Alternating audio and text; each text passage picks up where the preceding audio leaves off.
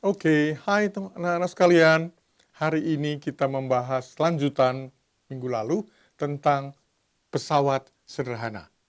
Ya, kita akan masuk sekarang lebih dalam ke dalam pembahasan untuk mencari uh, keuntungan mekanis untuk masing-masing. Kita akan bahas 3 hal, yaitu tentang tuas, tentang katrol, dan tentang bidang miring. Oke? Mari kita selidiki mulai dari yang pertama, tentang level atau pengungkit atau tuas. Ya. Dalam pengungkit, kita perlu tahu ada beberapa definisi tentang pertama titik tumpu yang ada di penumpu yang biru itu. Ya, ada satu titik di mana dia bisa bebas bergerak. Jadi semua pengungkit atau tuas pasti ada titik tumpunya, itu perlu dicari dulu. Ya. Lalu ada lengan kuasa, itu jarak antara titik tumpu dengan gaya kuasa yang bekerja. Dan ada lengan beban, yaitu jarak antara titik tumpu dengan posisi beban. Ya, oke, kita lihat penerapan pengungkit. Pada saat kita perlu menggeser batu besar misalnya, kita cukup menempatkan sebuah batu kecil di tengah sebagai titik tumpu, lalu setiap kali kita mengungkit di daerah A, maka di daerah B yang ada batu kita akan melihat gaya yang jauh lebih besar. Kalau jarak AC lebih besar daripada jarak BC. Jangan sebaliknya ya teman-teman ya. Kalau sebaliknya Anda akan mendapatkan hasil yang sama. Nah, contoh yang kedua adalah waktu kita berusaha mencabut paku. Ya, kalau paku udah tertancap di kayu, di papan, lalu mau dicabut, tidak gampang ya teman-teman ya. Kita perlu menggunakan belakangnya dari palu, itu pengungkit pada palu. Ya. Dengan cara ini ada cukup mudah. Di mana titik tumpunya? Kita lihat. Titik tumpunya adalah titik di mana palu itu menumpu pada meja. Itulah titik tumpunya.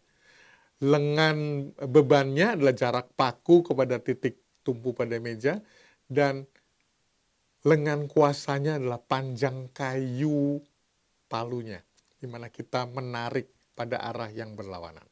Ya. Contoh yang lain adalah alat yang kita kenal dengan nama tang, tang atau kakak tua. Ya, jadi bahan yang akan kita jepit itu ada di bagian depan yang kecil itu. Tangan kita menekan di bagian yang biru, maka kawat, paku, logam apapun mudah putus dengan cara ini. Ya, karena jarak beban jauh lebih pendek daripada jarak lengan kuasa. Ya, ini contohnya pengungkit. Berbagai contoh pengungkit. Nah, prinsip dasarnya apa sih? Prinsip dasarnya dia menggunakan prinsip momen gaya, bahwa kalau kita punya lengan neraca semacam ini, ya, berat beban dikalikan lengan beban itu akan menghasilkan sebuah momen gaya yang diimbangi momen gaya pada daerah sebaliknya, yaitu F dikalikan LK. Ya, momen gaya ada perkalian antara gaya dengan panjang lengan. Nah, momen gaya kiri sama dengan momen gaya kanan. Dan itu adalah prinsip yang mendasari proses tuas. Nah, keuntungan mekanis didefinisikan sebagai besarnya beban dibagi besarnya gaya kuasa. W dibagi F. Nah, karena relasinya adalah W kali LB sama dengan F kali LK, kalau kita pindahkan F-nya ke bawah di sisi kiri, LB-nya pindahkan ke bawah di sisi kanan, kita akan dapatkan bahwa W dibagi F, gaya beban dibagi gaya kuasa, akan sama besar dengan LK dibagi LB, lengan kuasa dibagi lengan beban. Ini akibat dari perkalian di atas tersebut. Ya. Nah, dengan demikian, makin panjang lengan kuasa, akan makin besar keuntungan mekanisnya. Begitu juga sebaliknya.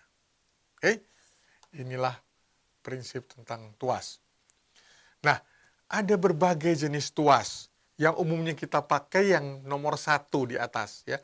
Jadi beban di sisi kanan, penumpunya di tengah, gaya kuasa di sisi kiri, tergambar dengan tangan itu.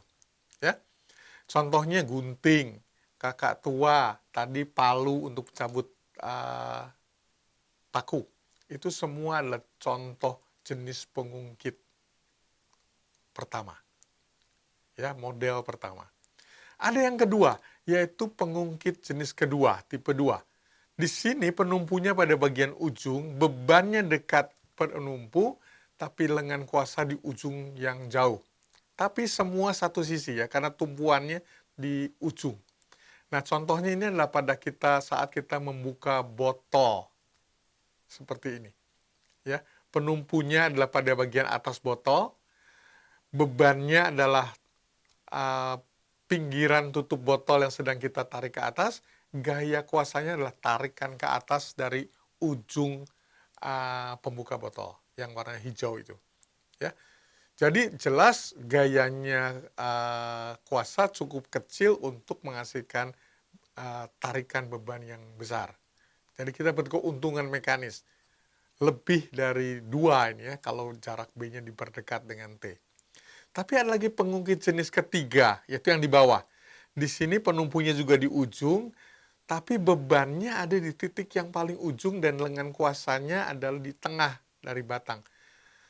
Aneh ini ya, bahwa lengan kuasa ternyata lebih pendek dari lengan beban. Kesimpulannya, ya karena tadi keuntungan mekanisnya adalah LK dibagi dengan LB, logika matematisnya jelas bahwa kalau gitu keuntungan mekanis bagian ketiga ini lebih kecil dari 1. Ngapain Pak kalau ada keuntungan mekanis lebih kecil dari 1? Kadang-kadang kita membutuhkan ini. Misalnya, waktu kalian perlu untuk menjepit sebuah kue. Ya, kalau terlalu kuat, kuenya hancur kan? Jadi nggak boleh kuat-kuat. Maka penjepit kue, ya, itu biasanya menggunakan prinsip ini. Atau pinset. Pinset itu alat untuk mengambil benda-benda kecil, seperti skrup kecil, atau juga mencabut rambut halus di tangan. Itu nggak boleh terlalu kuat, bisa melukai kan. Jadi dibutuhkan gaya kecil tapi teliti. Nah, itulah gunanya yang di bawah itu. Nah, itu namanya pinset atau tweezer dalam bahasa Inggris. Ya. Nah, jadi ketiga hal ini berbeda. Yang umumnya kita pakai nomor 1 dan 2, tapi kadang-kadang kita pakai yang ketiga. Ya. Kita lihat contoh-contohnya masing-masing. Nah, ini tuas kelas pertama itu adalah contohnya gunting, kakak tua, tang, ya. Semua gaya kuasa sebelah kiri, gaya bebannya sebelah kanan. Kalau kartonnya halus, lembut, kita taruh di ujung gunting ya apa-apa. Tapi kalau kartonnya tebal atau triplek, kita harus taruh sedekat mungkin dengan titik tumpu supaya kuat dipotong. Ya kan? Nah, tuas jenis kedua itu ada pada kereta dorong untuk troli barang ya, seperti yang tergambar di sini. Satu roda dipakai untuk dorong. Nah, di situ bebannya jauh lebih dekat dengan titik tumpu, tapi berada pada lengan yang sama. Sedangkan tuas jenis ketiga adalah tangan kita. Waktu kita mengangkat benda-benda berat di tangan, sebetulnya gaya kuasa dari otot biceps kita di lengan atas, itu memberi gaya yang jauh lebih besar. Ya, karena jarak dari lengan kuasa ke titik tumpu pada siku pendek sekali. Ya, maka itulah sebetulnya kita tidak bisa mengangkat beban berat-berat. Kalau mau angkat beban yang berat, bentuknya nggak di siku semacam ini, tapi kita buat tangan kita vertikal. Ya, ini tuas jenis ketiga. Ya, besar keuntungan mekanisnya, tadi kita dapatkan adalah panjang lengan kuasa dibagi lengan beban. Aplikasinya apa nih? Kita lihat. Contohnya ini, pintu. Pintu kan ada engselnya. Engsel itu menjadi titik tumpu. Ya, berat pintu itu di tengah, beratnya bekerja memberikan gaya berat. Untuk membuka pintu jangan tekan di dekat engselnya. Berat bukannya. Kamu harus tekan di bagian logam yang panjang itu. Itu adalah handle pembuka pintu. Dengan gaya kecil saja, kadang-kadang didorong dengan kaki, sudah bisa akan membuka pintu. Ya, ini contoh tuas yang paling sering kita pakai. Atau ini, ya, handle pintu untuk buka pintu. Ya kalau dilihat handle pintu itu kan panjang, kenapa mesti panjang? Sebetulnya yang membuka pintu kan bagian tengah tuasnya itu, ya bagian yang bulat di ujung itu. Tapi untuk membuka itu kita butuh tenaga besar, gaya besar.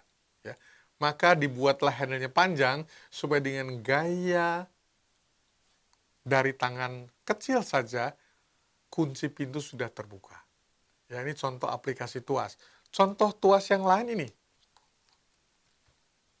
Driving wheel, setir mobil.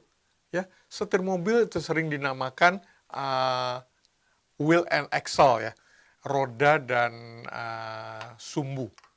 Tapi sebetulnya adalah prinsip tuas yang dipakai. Ya, jadi makin panjang, makin besar rodanya, makin ringan kita memutar porosnya.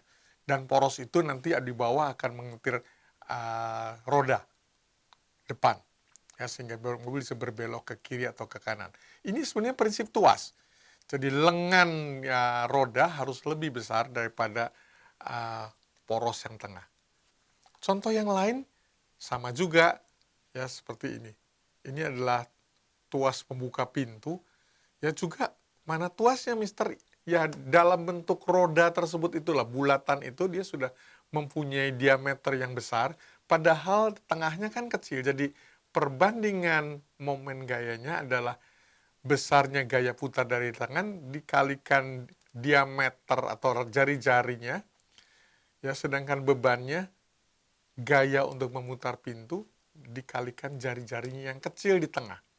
Ya, jadi ini kita sering namakan dengan wheel and axle, roda bersumbu. Sebetulnya ini menggunakan prinsip tuas. Ya, ini contoh-contohnya. Ya, jadi kita udah lihat itu dengan contoh-contohnya. Sekarang bagaimana dengan contoh yang kedua? Katrol atau puli. Katrol juga sebuah contoh pesawat sederhana di mana kita bisa memperkecil gaya tarik. Ini contohnya ada sebuah gambar. Ya. Beban 100 kilo diangkat dengan 2 buah katrol bebas, lalu dibuat tali panjang ke atas dan ke katrol yang lain di atas. Dan dengan beban 100 kilo kita cukup menarik dengan gaya 25 kilo. Kita lihat nanti kenapa. Ya. Nah, pada aplikasinya nanti akan jauh lebih ekstrim. Contohnya gambar yang di kanan. Itu adalah dengan nama chain block, ya, sebetulnya katrol ya, di dalamnya. Ya, dia bisa mengangkat 1 ton, artinya bisa mengangkat sebuah mobil kecil atau sepeda motor, hanya dengan 1 tangan kita menarik rantai. Rantainya ada yang besar kecil ya, rantai besar itu adalah untuk mengangkat beban, rantai kecil untuk menarik supaya bebannya naik ke atas. Ya, ini contoh harganya di Tokopedia tuh saya lihat. Ya. Nah, mari kita lihat apa yang terjadi dengan katrol. Ada 2 variasi ya. Yang kiri disebutnya katrol tetap. Dia diikat ke atas dan diberi beban. Bebannya 100 kilo, gaya tarik, gaya kuasanya juga 100 Newton. 100 Newton dan 100 Newton, sama ya. Jadi sebetulnya tidak ada keuntungan ya. Lalu kenapa dipakai? Kita selalu menimba dengan cara ini kan. Ada keuntungan, tapi bukan keuntungan mekanis. Keuntungan adalah arah gaya yang berubah. Waktu kita mengangkat beban 100 Newton dengan tangan kita sendiri, kita menariknya ke atas. Berarti kita melawan 2 hal, berat beban dan berat tangan kita. Tapi kalau kita buat katrol di atas, berat beban dilewat katrol atas, ditarik ke bawah. Jadi tubuh kita dan tangan kita ikut membantu menarik beban. Sehingga terasa lebih ringan. Tapi tidak betul-betul lebih ringan. Berapa keuntungan mekanisnya? 1. Karena 100 dibagi 100. Ya, tidak ada keuntungan mekanis. Tapi kita dapat keuntungan posisi. Kita menariknya ke bawah. Sehingga badan kita bisa membantu kita. Contoh yang kedua di tengah itu adalah katrol bebas. Ya, dengan katrol bebas, kita dapatkan suatu keuntungan. Apa keuntungannya? Kita lihat ya.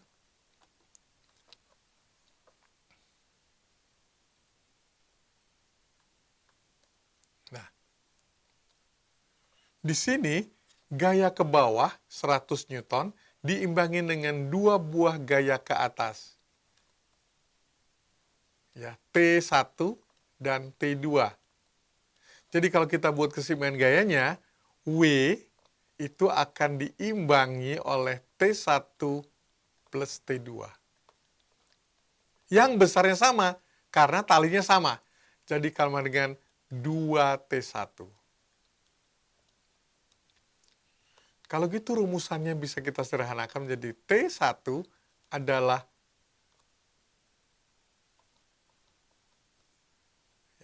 T1 adalah setengah W. Berapa keuntungan mekanisnya? Keuntungan mekanisnya adalah W dibagi T. Kalau gitu nilainya adalah 2. Ya. W dibagi setengah W. Keuntungannya 2. Bagaimana benda yang sistem yang ketiga? Mister, ini ada 2 katrol. Satu katrol bebas, satu katrol tetap.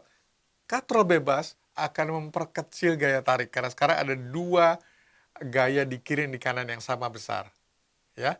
Jadi sama kayak tadi persis T1 tambah T2 sama dengan W sehingga T adalah setengah dari W. Kalau W-nya 100, T-nya adalah 50 Newton tapi dibelokkan ke katrol atas supaya dia mengarah ke bawah.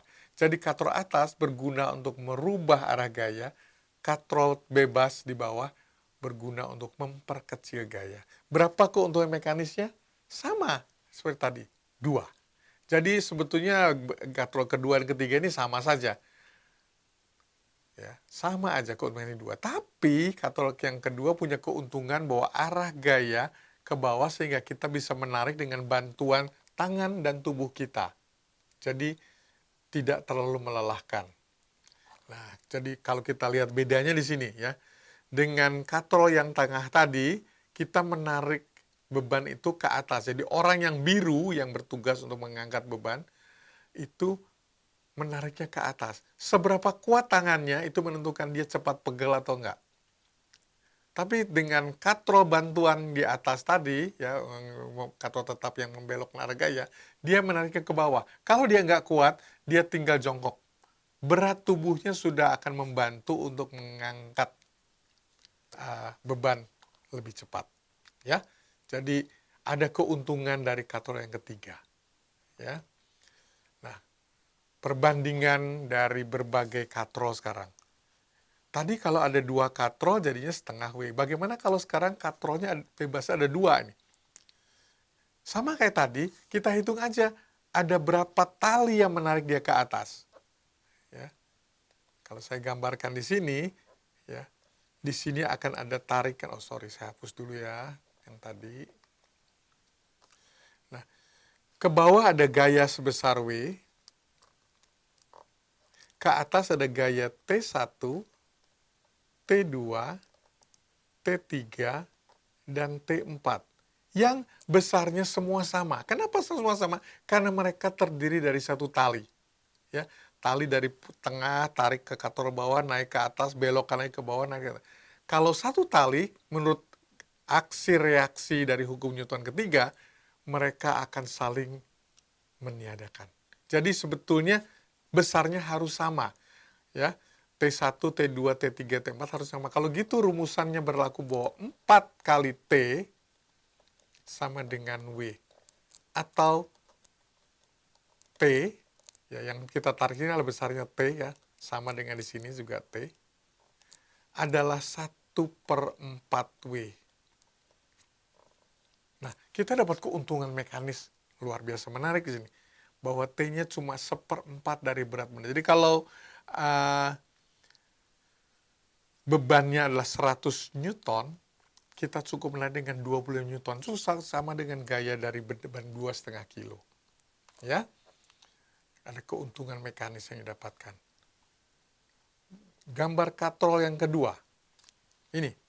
Jadi ada katrol bebas 4 biji, lalu diberikan berbagai komposisi seperti ini, terakhir ditarik ke bawah. Berapa keuntungan mekanisnya kita lihat. Ini beda dengan tadi, talinya nggak satu ya, talinya nggak sama. Jadi kita harus hitung satu per satu. Supaya lebih kelihatan, saya akan perbesar gambar ini. Nah, lalu kita akan lihat berapa besarnya ya. Kalau di sini W, maka kita bisa simpulkan T di sini di kanan dan di kiri sama besar. Kalau gitu T sini adalah setengah W. Karena terbagi 2 kiri dan kanan ya. Tapi setengah W ini dibagi 2 lagi. Jadi sini juga ada gaya lagi ke atas. Ya. Kata namakanlah T2, tadi ini T1. T2 adalah sama juga dengan T2 yang di kanan. Jadi kalau itu T1 sama dengan 2T2, maka T2 ini besarnya adalah 1/4W. Kenapa 1/4? Karena dibagi. Tadi setengah W dibagi kiri dan kanan. Yang ini masih dibagi lagi di atas. Ada lagi T3 di sini. Yang juga ke atas ini ada T3 juga. Ya. Jadi separuh lagi kalau gitu T3 ini nilainya adalah 1/8W. Separuh lagi kan, 1/4 dibagi 1/8 kiri, 1/8 di kanan. Masih dibagi lagi di atas. Di sini ada T4. Ya. Dan besarnya adalah setengah lagi dari T3. Kalau gitu hasilnya adalah 1/16W. Dan itulah yang akhirnya dirasakan oleh tangan kita di sini. Jadi tangan cukup menarik dengan gaya 1/16W. Jadi kalau beban W adalah 100 Newton, kita di sini cuma memberi gaya dengan sekitar 6 Newton saja. 6 Newton tuh 600 gram, enteng sekali. Ya, anak kecil berumur 2 tahun aja kuat mengangkatnya. Jadi ini contoh penggunaan katrol yang bisa menghemat gaya. Ada masalah sih sebetulnya, nggak langsung gitu. Dari segi usaha, apakah ada perubahan? Dari segi usaha, kita nggak dapat keuntungan. Karena untuk menaikkan W ini 1 meter, kita harus menggerakkan katrol ini 16 meter. Ya, panjang banget. Sering, tapi enteng. Nah, ini contoh yang terjadi dalam chain block tadi sebetulnya. Ya. Oke, komposisi yang ketiga. Ini seperti gambar yang kiri, ya, tapi dibuat berulang-ulang. Panjang sekali. Ya. Ada berapa tali di situ yang mengarah ke atas? Coba dihitung. 1, 2, 3, 4, 5, 6, 7, 8, 9, 10, 11, 12 tali. Diputar-putar-putar terus ya. Nah, nanti berlaku sama kalau gitu karena ada 12 tali narik ke atas, nanti berarti W, ya, W kita, nih kita perbesar dulu ya, nanti W kita adalah 12 kali T. Masing-masing ini sama besarnya, karena ini tali yang sama. Ya, ini ada T, T semua ya. Jadi W adalah 12T sehingga T sama dengan 1/12 berat benda. Ringan sekali. Ya, jadi ada berbagai komposisi ya. Yang diperhatikan apa? Kalau kamu pakai satu tali yang diputarkan panjang lebar dengan itu, maka kita dapatkan jumlah talinya langsung membagi bebannya. Tapi kalau katrol bebas berkali-kali seperti yang di tengah, kita nggak bisa pakai cara itu. Kita harus pecahkan satu demi satu. Ya, dengan yang kanan, keuntungan mekanis bakalnya sebesar 16. Oke? Ini contoh-contoh dengan katrol atau puli ya teman-teman ya. Nah, kita lihat bagian yang terakhir, slope and wedges. Ya. Nah, ini gambaran yang paling sederhana. Kita mau menaikkan peti berat ke atas sebuah mobil. Pasanglah bidang miring, maka kita tinggal mendorongnya lebih ringan daripada beban peti tersebut. Ada beberapa variabel kita tahu. W adalah berat, H adalah ketinggian bidang tujuan, L adalah panjang lintasan.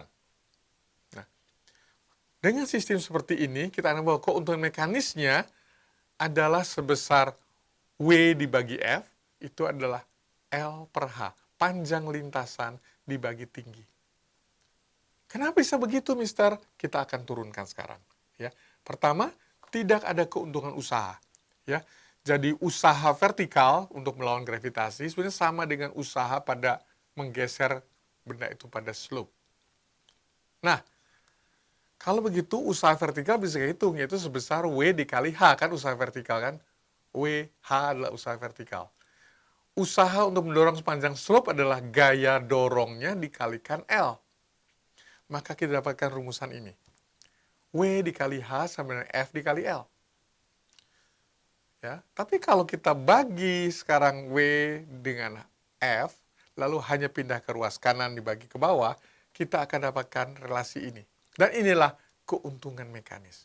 Ya, jadi keuntungan mekanis dari sebuah bidang miring adalah karena lintasannya di kita perpanjang. Gayanya jadi lebih kecil, tapi secara usaha tidak ada yang diuntungkan.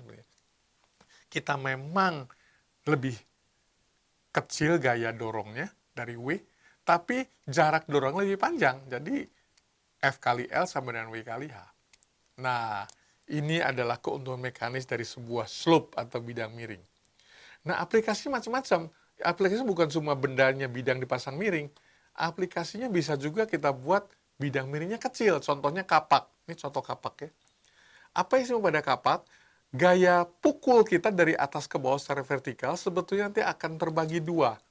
Ya, yaitu terbagi menjadi gaya menekan ke kanan dan mendorong ke bawah. Jadi kalau ini di wedge kita, sorry saya harus hapus dulu. Ya, jadi ini bidang wedge kita. Gaya dorong yang ke bawah, dipukul biasanya secara kuat ke bawah, itu akan terurai menjadi dua buah gaya. Ya, yang pertama gaya ke samping, ya, dan yang kedua gaya searah bidang miringnya. Yang membuat dia masuk ke dalam kayu adalah searah bidang miringnya. Tapi gaya yang tegak lurus membuat kayu terbelah, sehingga kapak itu lebih mudah masuk.